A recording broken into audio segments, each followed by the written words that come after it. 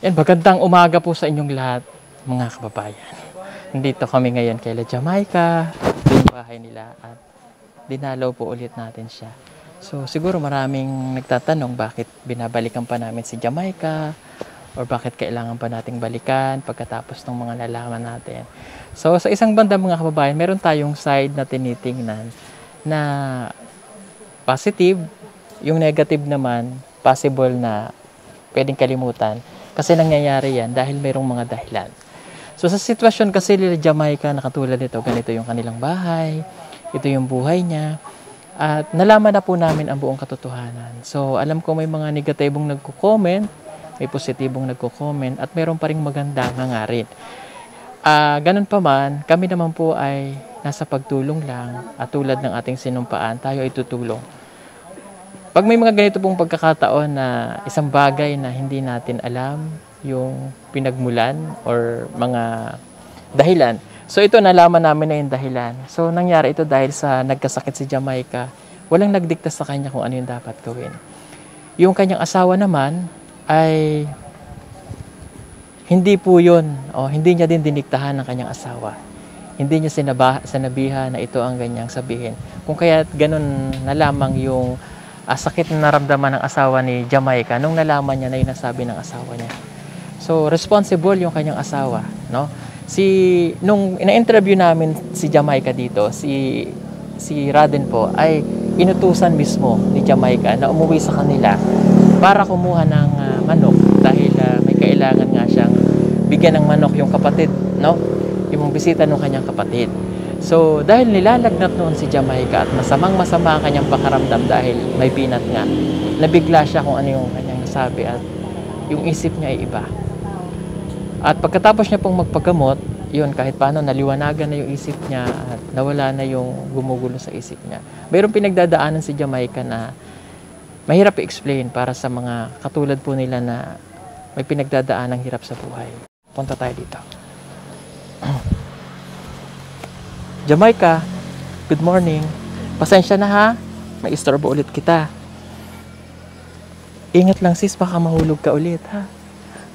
Ingatan mo yung sarili mo dahil delikado pag tayo na mahulog. Pasensya ka na kung maistorbo ulit kita. Nagmo-module po si Jamaica ngayon. Itinutuloy pa rin ni Jamaica ang kanyang pag-aaral. Pagkaman maaga siyang nakapag-asawa, ay hindi siya tumigil sa kanyang pag-aaral. Mabuti na lamang at naging katuwang niya ang kanyang asawa na si Raiden, na siya ay pag-aralin simula elementary hanggang maging grade school. Pangarap kasi niya na maging guro balang araw.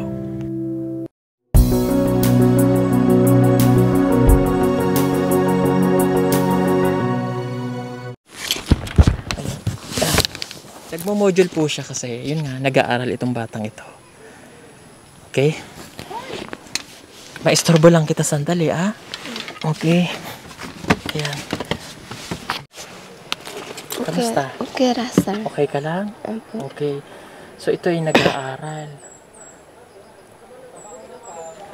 Module ka lang ngayon, module? Opo, sir. Ano subject to? Ano po, sir? Contemporary Philippine Arts of the Region.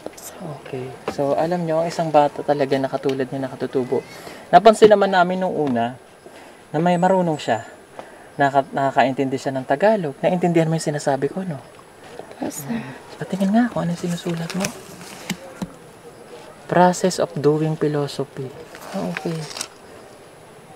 Ang pagsulat ay pagsalit sa papel sa anumang kasangkapang Tagalog, oh. Tagalog yung sinusulat niya. Yung anak mo nandyan? Natutulog pa, sir. So habang natutulog ang anak niya, siya naman po ay nag-aaral. Okay, kamusta asawa mo? Asan? Nandun sa uma, sir. Sa bukid? Opo. Nagtatrabaho? Kamusta pakiramdam mo? Okay ka ba? Okay, Rasa. Wala kang lagnat? Wala. Wala Ubo lang, medyo kam. Naubos mo na yung gamot? Ay, meron pa, sir. Meron pa. Tuloy mo lang ang pag-inom, ha? Opo. Yung bata, sa'yo pa nadede, no? Okay. Kumain ka ba ng mga gulay? Kumain ka na ngayon? Mm. Okay, may bigas naman na itong mga ito eh. Okay, kaya kami nandito. Dahil alam kong ikaw ay nag-aaral. Tulad ng hiling mo sa amin na tulungan ka sa iyong pag-aaral. Okay? Meron tayong sponsor na willing kang tulungan para sa iyong pag-aaral. So, possible na makapag-aral ka at makapagtuloy ng college. Kahit na may asawa po siya, kahit na may alaga siyang bata na inaalagaan, itutuloy niya yung pag-aaral mo. Mag-aaral ka hanggang college. Opo, sir. Masaya ka ba? Opo. O ano masasabi mo doon? Masaya ako dahil nagbalik mo dire, sir, nga tabangan ko ninyo para lang sa ako ang pag-eskwela. Okay, ano ba yung pangarap mo talaga para sa pamilya mo? Makabalay mig tarong, sir, nya dili mig malisod-lisod. Karoon daw sila bahay. At hindi na sila maghihirap-hirap. Yung magkahirap-hirap sa Oo, buhay. para hindi na kayo magkahirap-hirap. Opo, Okay, sir. una, nasasagot na ng iyong pag-aaral. Okay? So, nandyan sila Sir Eric, pangalanan natin, sila Tita Carby Smith, nandyan din, at saka si Sir Dennis, na willing kang tulong. Ano pa yung hiling mo? Sana? Sana matulungan ako sa aking pag-aral dahil Oh, sa... okay na yon, may sasagot na ng pag-aaral mo. Opo, sir. Okay, yung next, ano pa yon? Nang makagraduate ko sa kuan, makahuman ko sa pagkuan sa college. Okay. Yung sa college mo, hindi, okay na yun. Masusunod. Hindi. Ano pa yung isang hiling mo? Ngandi pa nila. Nasabi mo sa amin kanina. Nang kuan, sir, kanang maeskwela na ko ang mga anak. O, magagawa mo din kapag nakapag-graduate Tapos, ka na. Yung isa, yung sinabi mong isa kanina. Nang balay, Mm. nang makuanan, sir, kanang makahimo kog balay, unya, then makahuman ako maestra, sir, nya buhatan ako kuan, sir, kanang tudluan nako sa balay nako nga pangarap nako, sir. Okay. Pangarap mo makapagturo din. Opo, Oo. sir. Okay. Tapos, gusto mo na magkaroon ka ng maayos na bahay.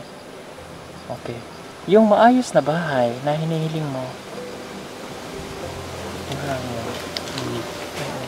Okay, itong maayos na bahay na hinihiling mo para sa amin, ibibigay namin sa iyo. Papagawan ka namin ng bahay. Kasi nakita niyo po itong bahay nila. Halos napakaliit, no? At pag nag-ipon-ipon kami magigiba. So yung bahay na hinihiling mo, ibibigay namin para sa iyo. Naintindihan mo? Opo, sir. Salamat po, sir. Itong bahay na gusto mo, na mas maayos at magiging komportable kayo ng iyong pamilya. Pero may problema tayo. Dahil dito sa lugar ninyo, ay ang mga tao po kasi dito ay medyo hindi okay. Dahil naghahati yata sa purok ano. Purok ano ba kayo dito? Mati? Sabi? Mati ba? Yung kabila, Mangod. mangod. So, hindi kayo hindi magkaka... Opo. Ang gusto kasi Oo. ng kabilang, yung pinakamay-ari ng lupa na apelyido ay Mangod. Gusto niya yung hindi mahihiwala yung lugar nito. Po.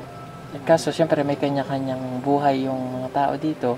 At may housing project kasi dito sa lugar na ito. So, lahat yata doon paglalagay. Opo. Sa nakalista lang po. Nakalista, kaso wala kayo sa listahan. Ngayon, ang tanong ko sa'yo, dahil hindi naman ito lupa din nila, possible kayo mapaalis. Hindi tayo pwedeng maglagay ng bahay malapit sa kalsada dahil national highway pala yan, ipo 4 lanes yan. Hanggang doon sa sitio Pamantawan. Ang tanong ko sa'yo, kapag naging okay at nakausap namin yung mga dato doon sa sitio Pamantawan dahil mayroon po tayong paglalagyan ng mga bahay, ng mga katutubo na ibinigay ng ADMO na pwede doon yung mga lumad na katulad nila. Ilalagay natin sila Madeline, sila Chabilita, at sina Nanay Lorna doon. Okay lang ba sa'yo na sa sitio Pamantawang ka? Opo, sir. Okay lang sa akin. Kabalo man sa sitio Pamantawan? Katuod ka? 24 mo. 24? Ah, At least doon malapit ang eskwelahan. Opo, sir. May grade 11 yata doon eh. Grade 12 na, Grade sir. 12. Ikaw ba sa nag-aral dito? Mm. So pwede ka i-transfer naman doon ano? Pwede. Pwede. Pwede, sir. Pwede. 'Di ba? So ganun, okay lang sa'yo na doon ka ilagay? Mm. Okay, yan mas mabuti at nagkakaintindihan tayo na doon siya ilalagay. Okay? So, congratulations, congrats. Congrats. Kakaroon na kayo ng bahay doon. Pang ilan na to? 24, 25, 26, 27. Pang 27. So, pang 27 kayo doon. At least ito pong pinaplano naming bahay para sa kanila. Eh, baka ito na yung pangarap natin na maging Pugong Biyahero Village. Na ilang bahay na ipapatayo natin doon sa lugar na yun na sila yung magkakasama. Hindi po doon mismo kay Maylin na part dahil si Maylin, sila lang yung nandoon na napanayagan. Yung side na yun, hindi na tayo pinayagan doon dahil iba po yung may-ari ng lupa. Pumayag yung ADMO, ang head ng ADMO, na doon sila lalagay sa isang lugar. Makikita nyo po yan sa vlog namin kay Madeline na magkakatabi po sila doon. Isang linya sila doon. No? Na lugar na paglalagyan ng mga katutubo. Palagay ko ipapayag naman siguro sila na katulad nila na madala doon. Para isang itsura, isang mukha ng pabahay po ng Pugong Biyahero doon. Marami sila. So yan, sabihin mo na lang sa asawa mo, kay Raden. At least kahit may motor naman siya eh. Magbukid man siya, malapit lang naman. Pagka may shortcut na dito at ginagawa naman na yung daan. Kapag natapos yung bahay nyo doon, lilipat kayo. Para sa amin din po sa side namin, si Nanay Lorna, doon na rin natin dadalhin. Para yung panday natin, doon na lang gagawa. Hindi na kami pabalik-balik dito. At palagay ko ay magandang plano para sa mga katulad po nila. Doon sa nangyari, alam kong naapektuhan ang maraming mga tao o may mga nasabing negatibo. Normal na nasasabi yun ng mga tao. Pero ang importante doon ay nakahingi ka ng tawad. So alam kong nagawa mo lang yan dahil sa mga isipin mo at sa nagkasakit siya noon. Iba yung tumatakbo sa isip niya. Nanginginig pa siya Nanginginig sa pa kasi siya noon ng mga panahon na nakausap namin. Nilalagnat. Kaya ganun ang nasabi niya. At ang asawa niya, talagang gusto lang siya na matulungan. Siya nagpapaaral. At hindi mali dun sa inaakala natin na iniwanan siya. Hindi po talaga siya iniwanan. So walang 'di ba, walang nangyaring iwanan sa inyo. Hindi ka iniwanan ng asawa mo. Tama, no? Tama po, sir. Nung umalis siya, inutusan lang, hindi ito iniwan. Nagtrabaho man si Raiden sa Panabo, pero bumalik din dahil mahina nga daw ang sweldo. Hindi kayang buhayin yung pamilya, kaya bumalik siya dito para magbukid. So, ang trabaho ni Raiden dito ay sa bukid. Pero kasing sakahan sila dito. Mga tanim nyo doon, mga uling, nag-uuling, Abaka. Abaka po, sir. kamote, gano'n. Mani. Ano pa? Mani po, Mani. sir. Okay. So, kumain kang marami ha. Payat mo. Po, sir. Nakakain ka ba ng maayos? Mm. Marami kang kumain? Gamay ra, sir. Kaya di man ko maganahan ka. Hindi ka ginaganahan. Bakit? Ambot ras. Vitamins. Kailangan siguro nito vitamins. Kailangan mo ng vitamins, ano? Okay? Sige. At magte-thank you lang ako kay Sir Dennis at kay Tita. Si Sir Dennis kasi, yung tutulong sa iyo, nag-pledge para mapagawan kanila ng bahay. At ganun din, tutulong din si Tita Carmen Smith, no? At yun yung mga taong tutulong sa iyo sa pagpapagawa ng bahay mo. Pero meron lang akong pasasalamatan dito. Okay? May binigay silang tulong para sa iyo, pero hindi ko na muna, since meron pa naman kaming naibigay na pera sa iyo. Kamusta yung naibigay namin pera? Gikuan ako sa gipamalig na po. Ano? Gipambili po na po na po answer. Ang mga gamit? Okay. Thank you lang tayo. Ito pwede kong itong ibigay dahil cash ito pinabibigay. Galing kay Tito Joey Villaflores, nagbigay ng 500. Mercy Baya, 2,000. June Aranda 2,100. So, ang total nito ay 4,600 pesos. So, ibibigay ko na ito sa'yo dahil ito naman ay tulong po nila at para sa'yo. That is 4,600.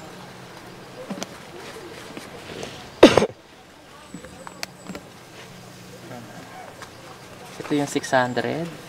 So, 2, 4, 6. Ito naman yung 4,000. 1, 2, 3, 4. Ay, maraming salamat po. Joey Villaflores, nagbigay ng 500. Mercy Baya, 2,000 pesos. June Aranda, 2,100. Kay Tita Carmi Smith at kay Sir Dennis. Maraming pong salamat. At bago natin tapusin itong vlog na ito, i-shoutout ko lang si Ma'am Julay Santos. Ayan, Tita Julay Santos. At happy 50th birthday to Sir Diego Saldo ng GMA Cavite. Marami pong salamat sa inyo. At sana, Jamaica, ay gumaan na yung pakiramdam mo. Wala ka ng ibang isipin. Ang iyong pag-aaral ay matatapos mo hanggang kolehiyo. Nadadagdagan ang mga scholar ng Pugong Biyahero. Kahit hindi natin nadadala sa Maynila.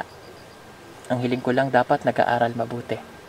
Ayusin lang natin kung paano maibibigay sa iyo ni na Sir Eric at Tita Carmi Smith at Sir Dennis yung tulong kung sino man ang tutulong sa suporta sa kanilang pag-aaral.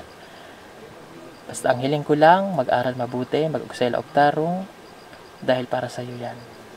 Hindi ka naman na mag-aasawa dahil may asawa ka na. Bilang mga imong edad ngayon, 17? Opo. Okay, hindi pa huli ang lahat para matupad ang iyong pangarap tulad ng iyong ginagawa na nag-aaral ka. Napakaganda niyan para sa iyong kinabukasan. Okay mga kababayan, maraming salamat po ulit lahat sa ating sponsor. Ito po sa inyo nga, ikuanan ko ninyo, balikan ko ninyo para sa akong pag-aral. Daghang po salamat sa inyo. Okay, salamat po mga kababayan. So ayun mga kababayan, ito po yung aming 30 watts na solar light, no? Ito po yung pinakamababang solar panel na aming binibenta. So 30 watts lang siya. Ito po. Ayan. So sa 30 watts, kasama na po yung kanyang panel. Ito po. Yung kanyang maliit na panel. And then, mayroon po siyang remote. Yan, yung remote po niya ay yung may on and off. Nababago po yung brightness, tsaka contrast, and then auto. Ibig sabihin po ng auto, automatic siya. Pag pinindot natin, automatic po siyang iilaw kapag kagabi. Okay? Tapos pwede nyo po siyang iset ng 3 hours, 5 hours, at saka 8 hours. Okay, so paano po ba siya ikabit? Yan, kung paano po siya ikabit, pag jojoinin lang natin itong cable niya o yung cord niya dito.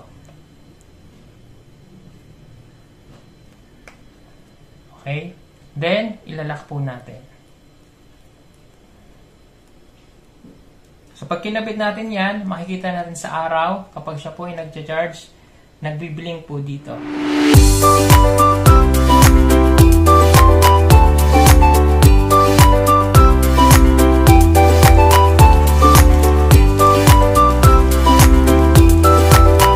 And then, yung cable wire niya po, ang haba po nito ay 3 meters.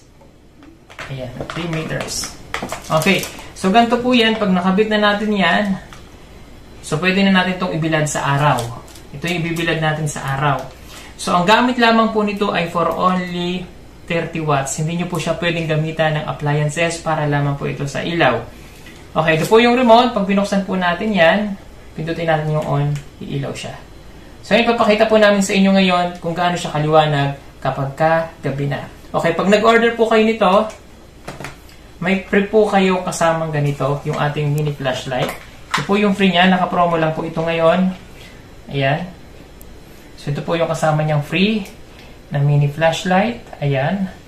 Meron din siyang ganyan, nagbiblink-blink at meron siyang body. Okay, ang presyo po natin ito ay for only 2,200 pesos. Free shipping na po siya nationwide. gamit natin. So, papakita ko ngayon kung gaano kaliwanag itong 30 watts. So, ito yung remote. Ayan, buksan natin. Ayan. Ganyan po siya kaliwanag. For only 2,200, free shipping na po siya nationwide. At may kasama pa siyang flashlight. Ayan, oh. Ito po yung free na kasama. Maliwanag din siya. May body pa siya. Body, ilaw.